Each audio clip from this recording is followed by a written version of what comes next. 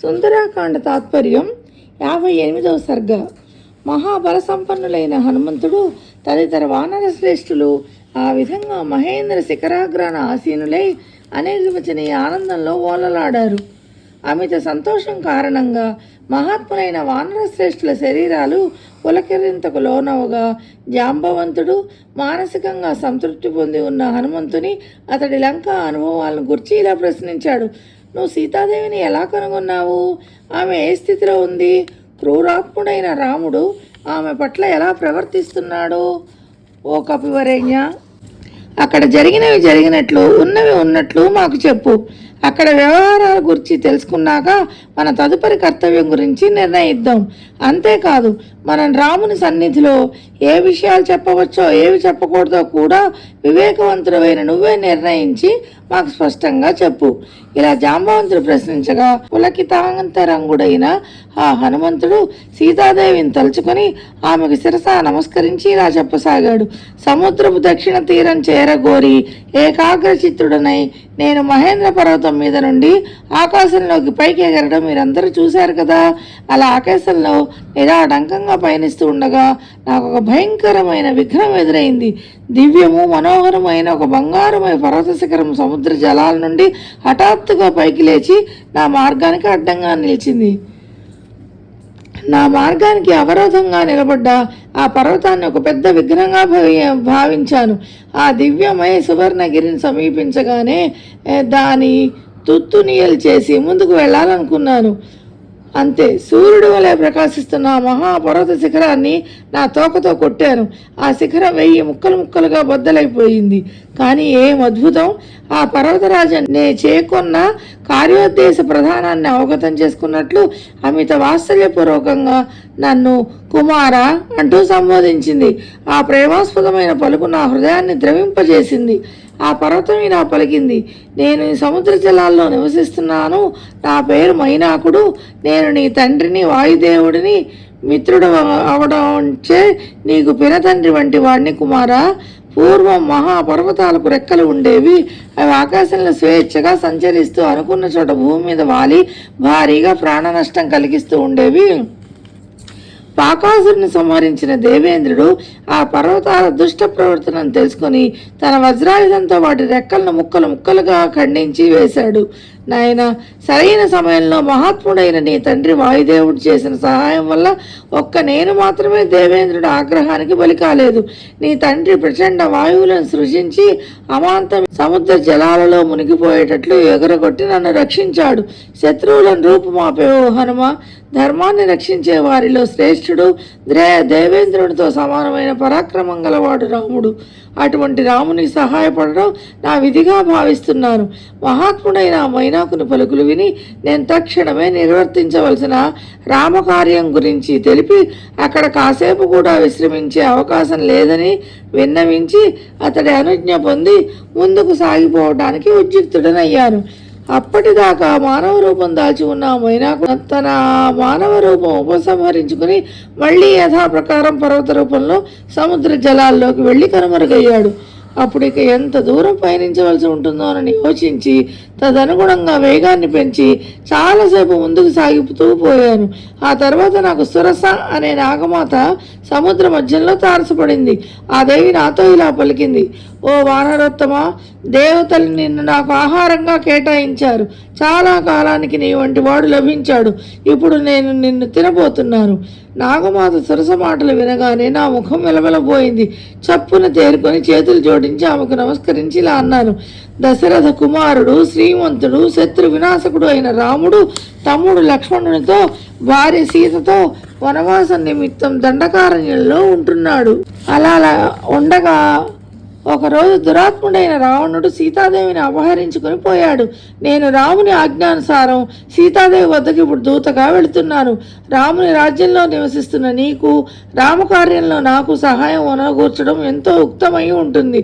కాదు కూడదంటే నేను సీతాదేవిని చూసి ఆమె గురించిన సమాచారం రాముడికి తెలియజేసి ఆ తర్వాత ఇక్కడికి వచ్చి నీకు ఆహారం అవుతాను.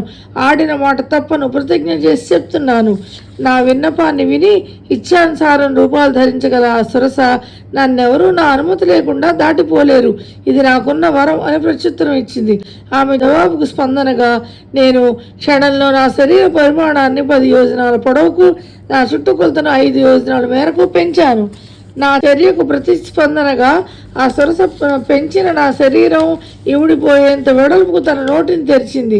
ఆమె అలా నోటిని విస్తారం చేయడం చూసి నేను నా శరీర పరిమాణాన్ని మళ్ళీ చిన్నదిగా తగ్గించి వేశాను. క్షణకాలంలో నేను బొటన వేలంత పరిమాణం గలవాడినయ్యాను. తక్షణమే ఆమె నోట్లో ప్రవేశించి మరుక్షణమే నోట్లో నుండి బయటకు వచ్చేశాను. అప్పుడు ఆ సురస తన దివ్యమైన తన నిజ రూపం దాల్చి నాతో ఇలా అంది, సౌమ్యుడమైన ఓ కపివరేణ్య, నీ కార్యం సిద్ధిస్తుంది. సుఖంగా వెళ్ళిరా. మహాత్ముడైన రామునితో సీతాదేవిని చేర్చు. మహాబాహువైన ఓ వానరోత్తమ, నేను నీ పట్ల అమిత సంతుష్టురాలనయ్యాను. సుఖంగా ఉండు. ఇదంతా చూసి సమస్త ప్రాణులు బాగు బాగు అంటూ నన్ను ప్రశంసిస్తూ ఉండగా నేను గర్భవంతుని వేగంతో ఆకాశంలో సునాయాసంగా ముందుకు పయనించాను. అలా గగన వీధిలో మహావేగంతో పోతున్న నా నీడను ఎవరో హఠాత్తుగా అడ్డుకుని లాగుతున్నట్లుగా అనిపించింది. అన్ని వైపులా పరికించి చూసినప్పటికీ నా గమనాన్ని తగ్గించిన వారెవరూ కనిపించలేదు. కానీ నా వేగం బాగా తగ్గిపోయింది. ఆకాశం స్పష్టంగా ఉన్నప్పటికీ నాకెవరూ కనిపించడం లేదే. కానీ నా గమనానికి గట్టి ఆటంకం ఏర్పడిందని ఖచ్చితంగా తెలుస్తోంది. ఇందుకు కారణం ఏమై ఉంటుందబ్బా అనే ఆలోచన నాకు కలిగింది. ఇలా ఆలోచిస్తున్న నేను యథాలాపంగా కిందికి చూశాను. అప్పుడు సముద్ర జలాల మీద తేలుతూ ఒక భయంకర రాక్షసి కనిపించింది. భయంకరాకారం గల ఆ రాక్షసి వికటాట్టహాసం చేస్తూ ఎటువంటి తొట్టుపాటు కనిపించని స్వరంతో కఠోరంగా నాతో ఇలా పలికింది, ఓ బలిసిన శరీరం గలవాడా, ఎక్కడికి పోతావు? చాలా కాలంగా ఆహారం లేకుండా ఆకలితో నా శరీరం అలమటిస్తోంది కనుక వచ్చి ఆహారంగా అయి నాకు సంతృప్తి కలిగించు. అందుకు నేను అలాగే అంటూ నా దేహ పరిమాణాన్ని ఆమె నోట్లో పట్టనంతగా పెంచాను.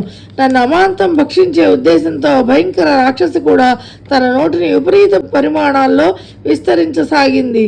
ఆమెకు నా గురించి కానీ నా పన్నుగడ గురించి కానీ ఏమీ తెలియదు. అప్పుడు నేను క్షణంలో నా మహాకాయాన్ని బాగా చిన్నదిగా కుదించేసి ఆమె నోట్లో టక్కున ప్రవేశించి కళ్ళు మూసి తెరిచేటంతలో ఆమె గుండెను పెకలించి వేసి మళ్ళీ ఆకాశంలో ఎగిరాను. అలా హృదయం ఛేదించబడడంతో పర్వత పరిమాణంలో ఉన్న భయంకరురాలైన రాక్షసి చేతులు వేళ్లాడేసుకుని ఆ లవణ సముద్ర జలాల్లో విగత జీవురాలే పడి మునిగిపోయింది. అప్పుడు ఆకాశంలో సంచరించే సిద్ధులు, చారణులు హనుమంతుడు భయంకరమైన సింహిక అనే రాక్షసిని సునాయాసంగా హతమార్చి గొప్ప పని చేశాడు అని చెప్పుకోవడం నాకు వినవచ్చింది. ఆ సింహికను అంతం చేసిన తరువాత ప్రాణాపాయకరమైన రాక్షసి ఉదాంతం వైనాన్ని పదే పదే తలుచుకుంటూ ఆకాశ మార్గంలో చాలా దూరం పయనించాను. అలా చాలాసేపు గగనంలో ప్రయాణం చేశాక చివరికి వృక్షాలతో రమ్యంగా అలరాడుతున్న సముద్ర దక్షిణ తీరము, ఆ తీరంలో కొలువై ఉన్న లంకా నగరము కనిపించాయి. సూర్యాస్తమయం అయ్యాక అమిత పరాక్రమవంతులైన రాక్షసులకు కంటపడని రూపంలో నిశాచరులకు ఆవాసమై విరాజిల్లుతున్న ఆ లంకానగరంలోకి అడుగుపెట్టాను. అలా లంకానగరంలో నేను ప్రవేశించబోతూ ఉండగా ప్రళయకాల మేఘాన్ని పోలిన ఒక స్త్రీ వికటాట్టహాసం చేస్తూ నా ముందుకొచ్చి నిలబడింది. మండుతున్న అగ్ని వంటి ఎర్రని కేశాలు గల భయంకరాకారాలు నన్ను చంపాలని ప్రయత్నించింది. అందుకు నేను ప్రతిస్పందిస్తూ నా ఎడమ చేతి పిడికిలతో ఒక్క గుద్దు గుద్ది ఆమెను పరాజితురాలను చేసి ప్రదోష సమయంలో, అంటే రాత్రి ప్రారంభమైన సమయం, సాయంత్రం సమయంలో లంకలో ప్రవేశించాను. అప్పుడు ఆ స్త్రీ భయపడుతూ నాతో ఇలా అంది, ఓ మహావీర, నేను రూపుదాల్చిన లంకా అపరాధి దేవతను. ఇంతవరకు అజేయురాలనైన నన్ను నేడు నీ పరాక్రమంతో జయించావు. కాబట్టి లంకలోని రాక్షసులు 50 మంది నీ చేతిలో అపజయం పాలు కాక తప్పదు. తదనంతరం రాత్రంతా లంకా నగరాన్ని గాలించి ఆ పైన రావణాంతపురానికి వెళ్ళి అక్కడ సీతాదేవి కోసం అన్వేషించాను. కానీ ఆమె జాడ తెలియరాలేదు. రావణుని అంతఃపురంలో కూడా సీతాదేవి కనిపించకపోవడంతో నేను అంతులేని శోకసాగరంలో మునిగిపోయాను. అలా దుఃఖమగ్నుడనై ఏం చేయాలో పాలుపోక కూర్చున్న నాకు రావణుని అంతఃపురానికి సమీపంలో బంగారు ప్రాకారంతో పరివృతమై ఉన్న ఒక గృహోద్యానవనం కల్పించింది. ఆ బంగారు ప్రాకారాన్ని దూకి అనేక వృక్ష సముదాయాలతో అలరారుతున్న ఉద్యానవనంలో నేను ప్రవేశించాను. ఆ అశోకవన మధ్యలో ఎత్తైన అతిపెద్ద సింసుపా వృక్షాన్ని ఒకదాన్ని చూశాను. వెంటనే ఆ వృక్షాన్ని ఠక్కునెక్కి బంగారు రంగులో ఉన్న ఒక అరటి తోటను చూశాను. ఆ సింసుపా వృక్షానికి అతి సమీపంలో అత్యంత ఆకర్షణీయమైన మేరిఛాయ గల నడి యవ్వనంలోని తామర రేకుల వంటి నేత్రాలు గల ఉపవాసాల్చే ముఖం వాడి ఉన్న ఆ సీతాదేవిని చూశాను. రావణుడు అపహరించిన సమయంలో ధరించి ఉన్న వస్త్రాన్నే ఆమె ధరించి ఉంది. తైల సంస్కారం లేని ఆమె శిరోజాలు ధూళి దూసరితాలై ఉన్నాయి. ఆమె మానసిక శారీరక సంతాపాలచే దీనవదనై సతతం పతి హితాన్ని గూర్చే యోచిస్తున్నట్లు కనిపిస్తోంది. ఆడలేడిని ఆడపురులు చుట్టుముట్టిన చందాన ఆమె చుట్టూ భయంకర రూపులు రక్త మాంస భక్షకులు అయిన క్రూర రాక్షస స్త్రీలు కాపలా ఉన్నారు. దుఃఖంలో కృంగిపోయి ఉన్న ఆమెను ఆ రాక్షస స్త్రీలు పదే పదే బెదిరిస్తూ భయపెడుతున్నారు. తైల సంస్కారం లేని ఆమె శిరోజాలు ఒకే జడగా రూపుదాల్చాయి. ఆమె కటిక నేల మీద శయనిస్తూ హేమాంతంలో కళతప్పిన పద్మంలా వివరణమై ఉంది. రావణుని పట్ల పరమ ఏహ్యభావంతో ఉన్న ఆమె ఏ క్షణంలో ఉన్న ప్రాణత్యాగం చేయడానికి నిశ్చయించుకున్న దానిలా కనిపిస్తోంది. అట్టి లేడీ లాంటి చూపులు గల అటువంటి స్థితిలో ఉన్న సీతాదేవిని చిట్ట చివరికి నేను చూడగలిగాను. అటువంటి దైన్యమైన స్థితిలో కూడా తన కీర్తికి అణువంత కూడా కళంకం అంటకుండా రాముని ధ్యాసలోనే గడుపుతున్న ఆ సీతాదేవిని నేను సింసుపా వృక్షం మీద కూర్చునే చూస్తుండిపోయాను. ఇంతలో వడ్డాణాలకున్న మువ్వల కాళీ అందెల సవ్వడులతో కలిసిన గంభీరమైన కోలాహలం రావణుని రాజప్రాసాదం నుండి వినవచ్చింది. దాంతో కలవరపాటుకు లోనై నా రూపాన్ని మరీ చిన్నదిగా చేసుకుని సింసుపా వృక్షం మీద ఆకుల చాటున పక్షిలా దాక్కుని కూర్చున్నాను. ఇంతలో మహాబల సంపన్నుడైన రావణుడు తన భార్యతో కలిసి సీత ఉన్న చోటుకు వచ్చాడు. శ్రేష్టమైన కటి ప్రదేశం గల సీతాదేవి ఆ రావణుని చూడగానే తన ఊరువులు భుజాలు దగ్గరగా ముడుచుకొని బాహువులతో తన స్తనాలను మరుగుపరుచుకుని ఉంది. తలను వంచుకొని దిగులతో భీతితో రక్షించేవారు కరువయ్యారే అనుకుంటూ అటు ఇటు చూస్తూ వణికిపోతూ దయనీయ స్థితిలో ఉన్న ఆ సీతాదేవిని సంబోధిస్తూ దశకంఠుడైన రావణుడు ఇలా పలికాడు. ఓ సీత, నన్ను అంగీకరించు. ఒకవేళ ఓ గర్విష్ఠురాలా తన బిరుసుతో నన్ను నిరాకరిస్తే 2 నెలల గడువు దాటగానే నీ రక్తం తాగుతాను. దురాత్ముడైన రావణుని మాటలు విని సీతాదేవి కోపోద్రిక్తురాలై పరుషంగా ఇలా ప్రత్యుత్తరం ఇచ్చింది. ఓ రాక్షసాధమా, ఇక్ష్వాకు వంశ ప్రభు అయిన దశరథ మహారాజుకి కోడలిని, అమిత పరాక్రమవంతురాలైన రాముని భార్యను అయిన నాతో ఈ విధంగా అనరాని మాటలు పలుకుతున్నందుకు నీ నాలిక ఇంకా ఎందుకు తగి పడిపోవడం లేదు? అనార్యుడా, పాపాత్ముడా, మహాత్ముడైన నా భర్త నా సమీపంలో లేనప్పుడు ఆయన కంటపడే ధైర్యం లేక దొంగలను అపహరించిన నీ పరాక్రమం ఏపాటిది? నీకు రామునికి పోలిక ఎక్కడ? రామునికి దాసుడవు అనడానికి కూడా నీకు అర్హత లేదు. రాముడు యాగాలు చేసేవాడు, సత్యనిష్ట గలవాడు, యుద్ధ రంగంలో జయింప శక్యం కానివాడు. సీతాదేవి కటువుగా ఇచ్చిన ప్రత్యుత్తరం విని రావణుడు అగ్రహోదకుడై చితిలోని అగ్నిని భగ్గున మండిపడ్డాడు. అప్పుడు భయం గొల్పే తీరులో కనుగుడ్లు తిప్పుతూ కుడి చేతి పిడికిల్ని బిగించి రావణుడు సీతాదేవిని చంపడానికి ఉద్యుక్తుడయ్యాడు. అది చూసి అక్కడున్న స్త్రీలంతా హాహాకారాలు చేశారు. అప్పుడు దురాత్ముడైన రావణుని పట్టమేసి ఉత్తమరాలు అయిన మండోదరి వడివడిగా స్త్రీల మధ్య నుండి ముందుకు వచ్చి అతన్ని నివారించింది. కామాతురుడైన రావణునితో మధురంగా ఇలా పలికింది. పరాక్రమంలో దేవేంద్రునికి దీటైన ఓ ప్రభు, ఈ సీత కోసం ఎందుకు ఇంత ఆరాటం చెందుతావు? నాథ, దేవ గంధర్వ యక్ష కన్యలతో యథేచ్ఛగా క్రీడించు. నిన్ను కోరుకుంటున్న ఇందరుండగా ఆ సీత కోసం ఎందుకు తపిస్తావు? తరువాత మండోదరితో సహా స్త్రీలందరూ మహాబలవంతులైన రావణుని శాంతింపజేసి ప్రసన్నం చేసుకుని తమతో అంతఃపురానికి తీసుకుని పోయారు. దశకంఠుడైన రావణుడు అక్కడి నుండి వెళ్ళిపోగానే సీతాదేవికి కాపలాగా ఉన్న వికృతమైన ముఖాలు గల రాక్షస స్త్రీలు కర్ణ కఠోరమైన మాటలతో ఆమెను భయపెట్టి బెదిరించారు.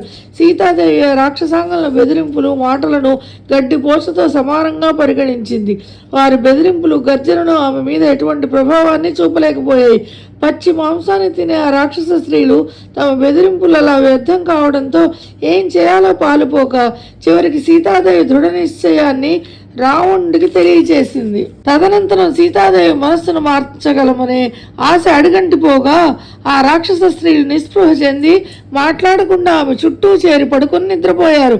ఆ రాక్షస ముఖ నిద్రలోకి జారుకోగానే భర్త క్షేమాన్నే కోరుకునే సీతాదేవి దీనురాలై దుఃఖిస్తూ జాలి గొలిపే తీరులో కంటికి మంటికి ఏకధారగా విలపించింది.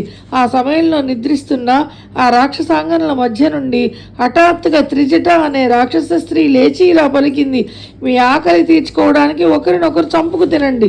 జనక మహారాజు కుమార్తె, దశరథ మహారాజు కోడలు, మహాపతివ్రత అయిన సీతకు మాత్రం ఏ హాని వాటిల్లదు. ఇప్పుడు నాకు ఒళ్ళు కంపించే భయంకరమైన ఒక కల వచ్చింది. ఆ కల రాక్షసులను వినాశనాన్ని, ఈ సీత భర్త విజయాన్ని సూచిస్తోంది. రాముని శస్త్రాస్త్రాల వాత పడకుండా రాక్షసాంగనలను 50 మందిని రక్షించగల ఏకైక వ్యక్తి ఈమె కనుక ఇప్పుడు సీతాదేవిని ప్రార్థించడమే సముచితమని నాకు అనిపిస్తోంది. దుఃఖంలో ఉన్న వ్యక్తి విషయంగా ఎవరికైనా ఇటువంటి కల కనుక వస్తే ఆ దిక్కుతిని క్లేశాలు తొలగి గొప్ప సుఖ సౌఖ్యాలు ప్రాప్తిస్తాయని అంటారు. జనక నందన అయిన సీతకు నమస్కరించిన మాత్రానే ఆమె ప్రసన్నురాలవుతుంది, తన భర్తకు విజయం కలుగుతుంది అన్న త్రిజట స్వప్న సూచనకు సంతోషించి స్త్రీకి సహజమైన సిగ్గు పొందిన సీత, ఈమె మాట అక్షర సత్యమైతే మిమ్మల్ని అందరినీ తప్పక రక్షిస్తాను అంది. సీతాదేవికి సంభవించిన ఆ దారుణావస్థను చూసి నేను చలించిపోయి కాసేపు ఇప్పుడు ఏం చేయాలా అని ఆలోచించాను. ఏమీ పాలుపోలేదు, మనస్సు కుదుటపడలేదు. ఆ సమయంలో సీతాదేవితో మాట్లాడడానికి ఒక చక్కని ఉపాయం నా మనసులో టక్కున మెదిలింది. తదనుసారం ఇక్ష్వాకు వంశాన్ని కీర్తించడంలో ప్రారంభించాను. లంకానగరంలో ఇక్ష్వాకు వంశం కీర్తిగానం ఏమిటా అని ఆశ్చర్యపోతూ ఆనంద పారవస్యంలో కళ్ళు చెమ్మగిల్లగా నా వంక చూస్తూ ఇలా ప్రశ్నించింది, ఓ వానరోత్తమ, నువ్వెవరివి? నువ్వు లంకలోకి ఎందుకు ఎలా వచ్చావు? నీకు రాముని పట్ల ఆదరాభిమానాలు ఎలా కలిగాయి? నాకు వివరాలన్నీ చెప్పు. ఆమె ప్రశ్నలకు నేను ప్రత్యుత్తరం ఇచ్చాను. దేవి, నీ భర్తకు సహాయార్థం సుగ్రీవుడనే మిత్రుడు లభించాడు. ఆ సుగ్రీవుడు మహాబల పరాక్రమ సంపన్నుడు, పైగా వానరులందరికీ రాజు. నేను ఆ సుగ్రీవునకు భృత్యుడను, పేరు హనుమంతుడు. అనాయాసంగా మహత్కార్యాలు సాధించే నీ భర్త అయిన రాముడు పంపగా ఇక్కడకు వచ్చాను. ఓ కీర్తిశాలి, పురుషోత్తముడు, శ్రీమంతుడు, దశరథ మహారాజు తనయుడు అయిన రాముడు ఈ ఉంగరాన్ని నీకు నా పట్ల నమ్మకం కలగడానికి గుర్తుగా ఇచ్చి పంపించాడు. కాబట్టి ఇప్పుడు నేను ఏం చేయాలో ఆదేశించు దేవి. నిన్ను రామలక్ష్మణుల వద్దకు నీ ఆజ్ఞ అయితే ఇప్పుడే తీసుకువెళ్ళగలను. జనకపుత్రి అయిన సీతాదేవి నా మాటలు విని పర్యాలోచించి, రాముడు స్వయంగా ఇక్కడికి వచ్చి రావణుని సంహరించి నన్ను తనతో తీసుకువెళ్ళడం సముచితం అన్నది. అప్పుడు నేను పూజనీయురాలు, పరమ పావని అయిన సీతాదేవికి శిరస్సు వంచి నమస్కరించి, రాముని మనసుకు ఆహ్లాదం కలిగించేది అయినా ఆయన వెంటనే గుర్తుపట్టగలిగేది అయినా ఏదైనా ఆనవాళ్ళు ఇవ్వమని ఆమెను అర్థించాను. నా అభ్యర్థనకు సానుకూలంగా స్పందిస్తూ ఆమె ఇలా అన్నది, ఉత్కృష్టమైన ఈ చూడామణిని ఆనవాలుగా తీసుకుని వెళ్ళు. మహాబాహువైన రాముడికి దీనిని చూడగానే నీ పట్ల ఉన్న ఆదరాభిమానాలు ఎన్నో రెట్లు పెంపొందుతాయి. ఇలా పలుకుతూ ఆమె అద్భుతమైన మణిశ్రేష్ఠాన్ని నాకు ఇచ్చింది. పిదప దిగులు ధ్వనిస్తున్న పలుకులతో అక్కడి వృత్తాంతాన్ని యావత్తు రాముడికి నివేదించమని నాతో చెప్పింది. తదుపరి నాకు అప్పగించిన కార్యం సాధించగలిగానన్న సంతృప్తితో తిరుగు ప్రయాణానికి సంసిద్ధుడనై సీతాదేవికి ప్రదక్షిణ పూర్వకంగా ప్రణమిల్లాను. ఇంతలో అన్ని విషయాలు కూలంకషంగా యోచించే ఆమె నాతో మళ్ళీ ఇలా అంది, ఓ హనుమ, ఇక్కడి నా దుస్థితినంతా రామునికి విపులంగా చెప్పు. మహావీరులైన రామలక్ష్మణులు సుగ్రీవుడితో కలిసి వెంటనే ఇక్కడకు బయలుదేరే విధంగా ఉత్తేజంతో మాట్లాడు. నేను ఇంకా కేవలం 2 నెలలు మాత్రమే జీవించి ఉంటాను. ఈలోపు వారు ఇక్కడకు రాలేకపోతే రక్షణ లేని నేను మరణించడం తథ్యం. కాకుత్స వంశజుడైన రాముడు ఇక ఎన్నటికీ నన్ను చూడలేడు. జారి పుట్టించి ఆ దయనీయమైన పలుకులు వినగానే నాలో కోపం పెళ్ళుపుకింది. వెంటనే తర్వాత ఏం చేయాలో టక్కును నిశ్చయించుకున్నాను. అంతే, నా దేహాన్ని పర్వత ప్రమాణానికి పెంచి యుద్ధకాంక్షలో చెరలేయడంతో అశోకవనాన్ని ధ్వంసం చేయని ఆరంభించారు. ఇలా అశోకవనం ధ్వంసం చేయబడుతూ ఉండడంతో అందరి పక్షులు మృగాలు బెదిరి పారిపోతున్న అలికిడి విని వికృత ముఖాల గల రాక్షస స్త్రీలు నిద్ర నుండి మేల్కొని విస్తుపోతూ అక్కడ అస్తవ్యస్త పరిస్థితిని చూశారు. ఆ వనంలో చెదురుమదురుగా ఉన్న రాక్షస స్త్రీలందరూ ఒక చోట గుమిగూడిన వారై నన్ను చూసి వెంటనే ఒక్క పరుగున వెళ్లి రావణునికి సమాచారం అందజేశారు.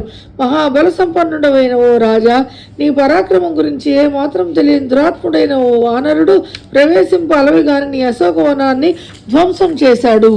ఓ రాజోత్తమ, నీకు అపకారం తలపెట్టిన దుర్బుద్ధి అయిన వానరుని హతమార్చాలి కనుక తక్షణమే ఇతడి వదకు ఆజ్ఞాపించు. ఆ రాక్షస స్త్రీల మాటలకు తక్షణమే స్పందించిన రావణుడు తన మనస్సును గ్రహించి మెలిగేవారు యుద్ధంలో జయింప శక్యం కాని వారు అయిన కింకర్లు అనే రాక్షసులను నా మీదకి పంపించారు. శూలాలు ముగ్గురాలు చేతపుచ్చుకుని నాతో యుద్ధానికి వచ్చిన 80,000 మంది కింకర్లను ఆ వన ముఖద్వారానికి ఉన్న ఇనుప కుదేలు ఊడపికి దాంతో మట్టు పెట్టారు. ఆ యుద్ధంలో బ్రతికి బట్టకట్టిన అతి కొద్ది మంది కింకర్లు రావణుని వద్దకు పరుగున వెళ్ళి ఆ మహాసైన్యం మట్టి గరిచిందనే దుర్వార్త చెప్పారు. ఇంతలో వనానికి పక్కనే ఉన్న రమ్యమైన చైతన్య ప్రసాదాన్ని చూడగానే నాలో ఒక ఆలోచన మెదిలింది. తదనుసారం వెంటనే ఆ చైతన్య ప్రసాదాన్ని ఆక్రమించి దాని రక్షకులైన 100 మంది రాక్షసులను ఒక స్తంభంతో మోది సంహరించి లంకా నగరానికి అలంకారప్రాయమైన ఆ చైత్య ప్రసాదాన్ని కూల్చి నేలమట్టం చేశాను. తరువాత ఘోర రూపాలతో భయంకరులైన రాక్షసులతో పాటు ప్రహస్తుని అంటే మంత్రి కుమారుడైన జంబుమాలిని రావణుడు నాపై యుద్ధానికి పంపించాడు. మహాబల సమన్వితుడు రణకోవిదుడు అయిన ఆ జంబుమాలిని పరివార సహితంగా భయంకరమైన పరిఘతో మోది కడతీర్చారు. పరివార సహితంగా జంబుమాలి నేల కూలిన వార్త వినగానే రావణుడు మహాబలశాలురైన మంత్రి కుమారులను పదాతి సైన్యంతో నాపైకి సమరానికి పంపాడు. వాళ్ళందరినీ కూడా ఆ పరిగతోనే మోది యమపురికి పంపించేశాను. మహాపరాక్రమవంతులైన మంత్రి కుమారులు యుద్ధంలో నేలకూరిన మొత్తాంతం విని రావణుడు మహాశూరులైన 5 అగ్రసేనా నాయకులను ససైన్యంగా నాపైకి పంపించాడు. సేనతో సహా 5 సేనాధిపతులను నామరూపాలు లేకుండా చేసేశాను. అప్పుడు దశకంఠుడైన రావణుడు తన కుమారుడు అమిత బలశాలి అయిన అక్షకుమారుని అనేక మంది రాక్షసులతో నా మీదకి పంపించాడు. మండోదరి కుమారుడు రణసూరుడు అయిన అక్షకుమారుడు కరవాలము డాలు చేగొని ఆకాశంలో ఎగిరాడు. అప్పుడు నేను హఠాత్తుగా అతడి పాదాలు ఒడిసి పట్టుకుని 100 సార్లు గాలిలో గిరిగిరా తిప్పి నేలకేసి కొట్టాను. అంతే అతడు ముద్దయిపోయి విగత జీవుడయ్యాడు. యుద్ధంలో అక్షకుమారుడు మరణించిన వృత్తాంతం విన్న దశకంఠుడైన రావణుడు కోపోద్రిక్తుడై మహాశక్తిమంతుడు సమరోత్సాహి అయిన తన మరో కుమారుడు ఇంద్రజిత్తును నా మీదకు పంపించాడు. అప్పుడు జరిగిన యుద్ధంలో రాక్షస సైన్యాన్ని యావత్తు మట్టుపెట్టి నేను రాక్షస శ్రేష్ఠుడైన ఇంద్రజిత్తు రణోత్సాహాన్ని నీరు కార్చి హర్షం పొందాను. మహాబాహువు మహాబల పరాక్రమవంతుడు అయిన ఇంద్రజిత్తును అచంచల విశ్వాసంతో మదోద్ధత్తులైన వీరులతో సహా నాపైకి రావణుడు పంపించాడు. తన సైన్యం ఒక వంక నశించిపోతుండడాన్ని మరో వంక నేను అజేయుడనుగా ఉండడాన్ని గ్రహించి ఆ ఇంద్రజిత్తు ఆలస్యం చేయకుండా నన్ను బ్రహ్మాస్త్రంతో బద్ధుడిని చేశాడు. తర్వాత రాక్షసులు నన్ను సామాన్యమైన తాళ్లతో బంధించి రావణుని సమక్షంలోకి ఈడ్చుకు వెళ్లారు. నన్ను చూసి దురాత్ముడైన రావణుడు ఇలా ప్రశ్నించాడు. లంకకు నేను ఎందుకు వచ్చానో, ఎందుకు అంతమంది రాక్షసులను అకారణంగా వధించానో చెప్పమని అడిగాడు. అదంతా సీతాదేవి నిమిత్తమే చేశానని చెప్పాను. ఓ రాక్షసరాజా, సీతాదేవి దర్శనార్థమే ఇక్కడకు వచ్చాను. నేను వాయుదేవుని పుత్రుడను, వానరుణ్ణి. నా పేరు హనుమంతుడు. వానరుడనైన నేను రాముడి దూతను, సుగ్రీవుడి మంత్రిని. రాముని దూతగా నీ వద్దకు వచ్చాను.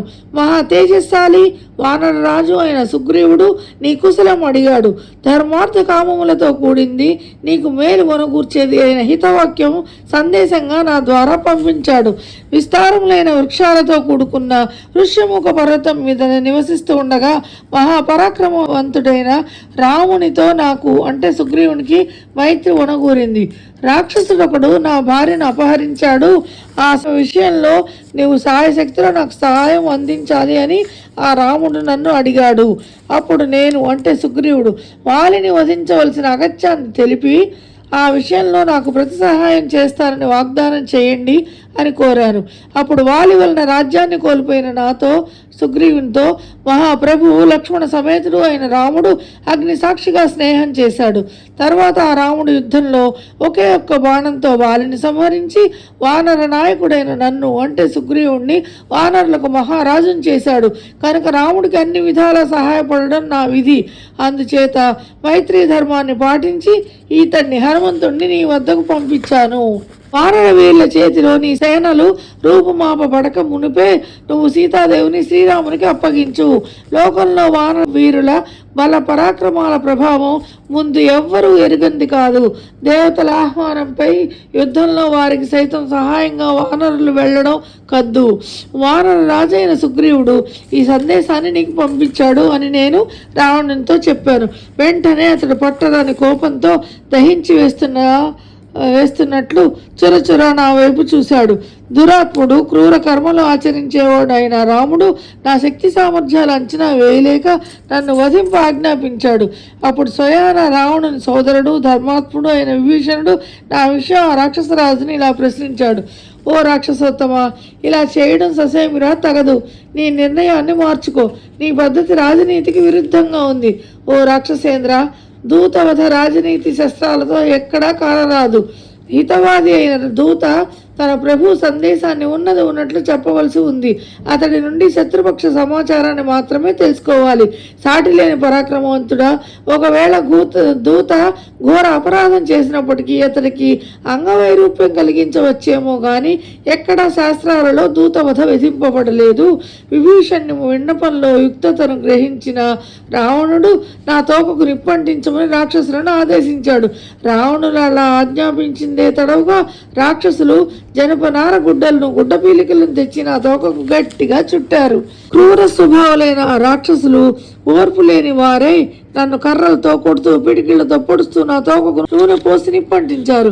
ఆ రాక్షసులు నన్ను కదలకుండా అనేక తాళ్లతో బంధించినప్పటికీ పగటిపూట లంకా నగరాన్ని చూడ ఆతురతతో ఉన్న నాకు కించిత్తు కూడా బాధ అనిపించలేదు. తర్వాత రాక్షస యోధుల బద్ధుణ్ణి మండుతున్న తోక గలవాణ్ణి అయిన నన్ను నగర ద్వారం వద్దకు తోడుకొని వచ్చి నా గురించి రాజమార్గంలో పెద్దగా చాటింపు వేశారు. తర్వాత నేను నా పెను రూపాన్ని చిన్నదిగా చేసుకొని కట్టిన తాళ్లను విడిపించుకొని మళ్ళీ యథారూపాన్ని దాల్చాను. పక్కనే ఉన్న ఒక ఇనుప పరిగెను అంటే గుదియను పుచ్చుకొని దాంతో మోది ఆ రాక్షసులందరినీ సంహరించాను. పిదప ఒక్క గెంతులో నగర ద్వారం మీదకి ఎగిరాను. ప్రళయాగ్ని జన్లను దహించి వేసే తీరులో నా వాలాగ్ని జ్వాలలతో బురుజులతోనూ ప్రాకారాలతోనూ గోపురాలతోనూ అలరారుతున్న ఆ లంకా నగరాన్ని సునాయాసంగా దహించి వేశాను. ఆ లంకా నగరం అంతా భస్మమైపోయింది. దగ్ధం కాని ప్రదేశం మచ్చుకి ఒక్కటి కూడా లేదు. కనుక సీతాదేవి మరణించి ఉండటానికే అవకాశాలు ఎక్కువగా కనబడుతున్నాయి. లంకా నగరం యావత్తు నాచే దగ్ధమైంది కనుక సీతాదేవి కూడా దహింపబడే ఉంటుందనే సందేహం లేదు. రాముడు సంకల్పించిన మహత్ కార్యాన్ని నేను ఇలా నిష్ఫలం గావించాననే అని శోకమగ్నుడైన చింతన చేయసాగాను. ఇంతలో జానకి దహింపబడలేదు అన్న ఆశ్చర్యకరములైన మంగళప్రదములైన చారుణుల పలుకులను నేను విన్నాను. అద్భుతమైన ఆ పలుకులు వినగానే సీతాదేవి దహింపబడలేదు అనే నిశ్చయానికి వచ్చాను. నా నిశ్చయాన్ని ఈ శుభశకనాలు రూఢీపరిచాయి. నా తోక జ్వాలలు రేపుతూ మండుతున్నప్పటికీ అగ్ని నన్ను దహించలేదు. నా హృదయం ఉత్సాహభరితమై ఉన్నది. వాయువులు సువాసన భరితాలై వీస్తున్నాయి. ఇంతకు మునుపు కార్యసాఫల్యాన్ని సూచించే అదే చక్రముల చేత, సఫలములైన కారణముల చేత, అక్షర సత్యాలైన ఋషుల వచనాల చేత నా మనస్సు ఆనందంతో తేలిపోయింది. మళ్ళీ వెంటనే సీతాదేవి వద్దకు వెళ్ళి ఆమె వద్ద సెలవు పుచ్చుకున్నాను. ఆ పైన అరిష్ట పర్వతాన్ని అధిరోహించి మిమ్మల్ని అందరినీ చూడాలనే విక్కుటమైన కోరికతో సముద్ర లంఘనం ప్రారంభించాను. వాయువు, సూర్యచంద్రులు, సిద్ధులు, గంధర్వులు సంచరించే గగన మార్గంలో పయనించి ఈ తీరం చేరుకుని మిమ్మల్ని అందరినీ కలుసుకున్నాను. రాముని ప్రభావం వలన మీ సమధికోత్సాహం మూలాన సుగ్రీవుడు మనకు అప్పగించిన కార్యాన్ని సాధించగలిగాను. అక్కడ లంకలో ఏం జరిగిందో క్లుప్తంగా యథాతథంగా మీకు తెలియజేశాను. ఇక మనం చేయవలసిన కార్యశేషం విషయం చూద్దాము. శ్రీమద్ వాల్మీకి రామాయణమున సుందరకాండలోని 58వ సర్గ తాత్పర్యం సమాప్తం. Hi friends, welcome to Radha's all in one.